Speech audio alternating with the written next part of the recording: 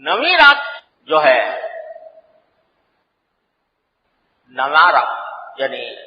عرفہ کا دن جو ہے 9 تاریخ ذوالحجہ اس میں روزہ رکھنا، یہ فرمایا کہ تکفر السنۃ التي قبلہ والسنۃ بعدہ او کما قال صلی اللہ علیہ وسلم، اس میں روزہ رکھنے سے، عرفے کے دن روزہ رکھنے سے یعنی 9 ذوالحجہ کو روزہ رکھنے سے اللہ تعالیٰ 1 سال پہلے کے اور 1 سال بعد کے گناہ معاف فرما دیتے ہیں۔ لیکن سمجھ لینا کہ گناہ معاف کرنے کے معنی یہ ہے کہ جو صغیرہ گناہ ہوئے ہیں انسان سے وہ معاف ہو جائے خود بخود بغیر توبہ کے، اور البتہ کبیرہ گناہ بغیر توبہ کے نہیں معاف ہوتا عام حالات، اور حقوق العباد معاف نہیں ہوتے جب تک کہ حقدار اس کو معاف نہ کرے۔ بہرحال یوم عرفہ کی فضیلت ہے۔ یہاں یہ بات بھی عرض کر دوں کہ آج کل ایک مسئلہ یہ پیدا ہوا ہے کہ عام طور سے ہماری تاریخوں میں اور سعودی عرب کی تاریخوں میں 1 دن کا فرق رہتا ہے۔ اب وہاں گزشتہ رات چاند نظر آ گیا، لہذا آج ان کے ہاں پہلی ذوالحجہ ہو گئی، ہمارے ہاں بھی چاند نظر نہیں آیا تو ذوالحجہ کل سے شروع ہوگا، لہذا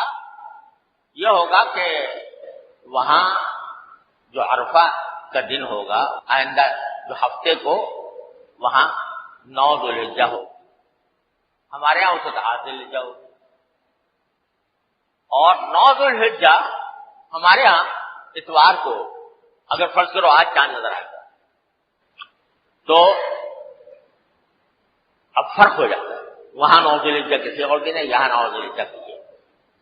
تو بعض لوگ یہ سمجھتے ہیں کہ کیونکہ نام ہے یوم عرفہ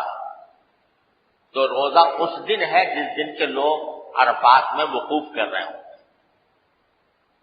بعض لوگ یہ سمجھتے ہیں۔ وہ ہمارے یہاں 8 تاریخ ہوگی، تو یہ خیال درست نہیں ہے۔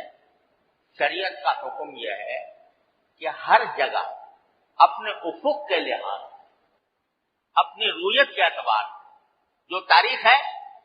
وہ تاریخ معتبر ہو۔ جیسے وہاں روزہ 1 دن پہلے شروع ہو جاتا ہے، یکم رمضان شروع ہو جاتا ہے، ہمارے یہاں 1 دن بعد ہوتا ہے۔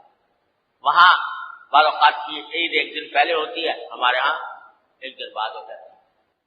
تو ہمارے لیے تو اعتبار ہمارے تاریخ کے حساب سے ہے، لہذا ہماری تاریخ کے لحاظ سے جو 9 ذوالحجہ ہوگی اسی میں روزہ رکھنا کا وہ انشاءاللہ وہی اجر ہوگا جو عرفات کے دن روزہ رکھنے کا ہوگا۔